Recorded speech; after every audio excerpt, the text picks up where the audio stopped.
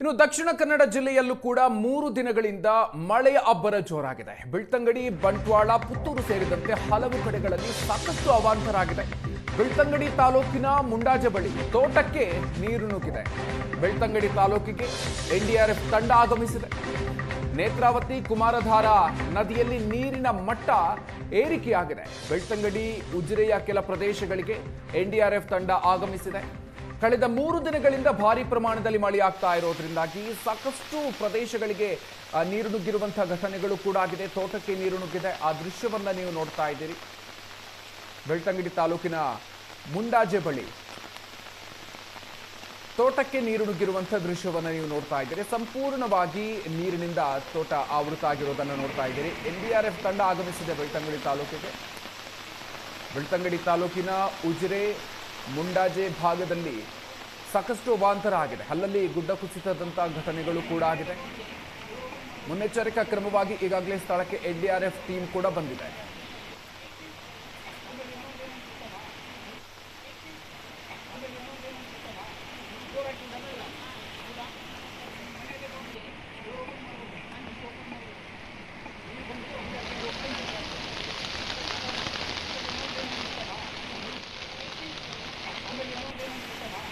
ದಕ್ಷಿಣ ಕನ್ನಡ ಜಿಲ್ಲೆಯಲ್ಲಿ ಕಳೆದ 3 ದಿನಗಳಿಂದ ಭಾರೀ ಪ್ರಮಾಣದಲ್ಲಿ ಮಳೆಯಾಗ್ತಾ ಇದೆ. ಅದರಲ್ಲೂ ಕೂಡ ಬೆಳ್ತಂಗಡಿ ತಾಲೂಕಿನಲ್ಲಿ ಹೆಚ್ಚಿನ ಮಳೆಯಿಂದಾಗಿ ಅವಾಂತರಗಳು ಸಾಕಷ್ಟು ಆಗಿದೆ.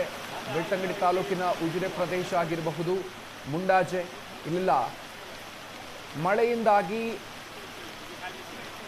ತೋಟಗಳು ಜಲಾವೃತ ಆಗಿರುವಂತಹ ದೃಶ್ಯಗಳನ್ನು ಕೂಡ ನೀವು ನೋಡ್ತಾ ಇದ್ದೀರಿ. ನೇತ್ರಾವತಿ, ಮೃತ್ಯುಂಜಯ ನದಿಗಳು ತುಂಬಿ ಹರಿತಾ ಇದ್ದು ಅಪಾಯದ ಮಟ್ಟವನ್ನು ಮೀರಿ ಹರಿತಾ ಇದೆ. ಅನೇಕ ತೋಟಗಳು ಜಲಾವೃತ ಆಗಿದೆ.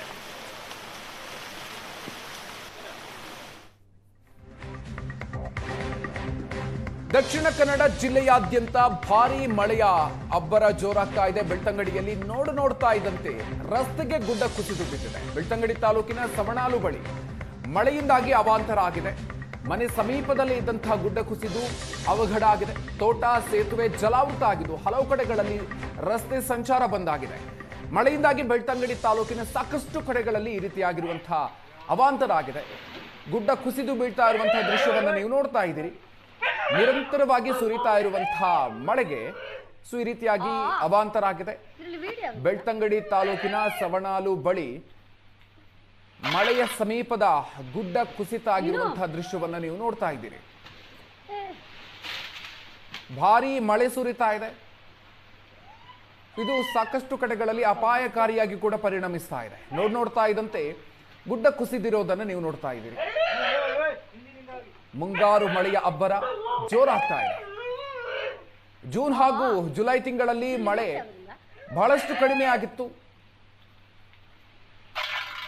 ಜನರು, ರೈತರು ಎಲ್ಲರೂ ಕೂಡ ಆತಂಕದಲ್ಲಿದ್ರು. ಆದರೆ ಜುಲೈ ಅಂತ್ಯದಲ್ಲಿ ಮಳೆಯ ಅಬ್ಬರ ಹೆಚ್ಚಾಗ್ತಾ ಬಂತು. ಕಳೆದ 2-3 ದಿನಗಳಲ್ಲಿ ಮಳೆಯ ತೀವ್ರತೆ ಹೆಚ್ಚಾಗಿ ಸಾಕಷ್ಟು ಅವಾಂತರಗಳು ಸೃಷ್ಟಿಯಾಗಿವೆ.